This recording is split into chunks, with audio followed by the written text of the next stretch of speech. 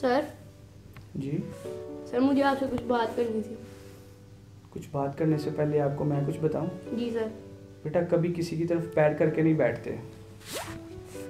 Sorry sir. شاباش. سر لیکن میں نے ٹی وی شوز میں اور ڈراموز میں دیکھا کہ لوگ ایک دوسرے کی طرف پیر کر کے بیٹھے رہتے. ضروری نہیں ہے کہ لوگ جو کر رہے ہیں وہ صحیح ہو. لوگوں کی کیا بات کر رہے ہو یار؟ ٹھیک ہے، یہ ڈس ریسپیکٹفل میں آتا ہے. صحیح ہے.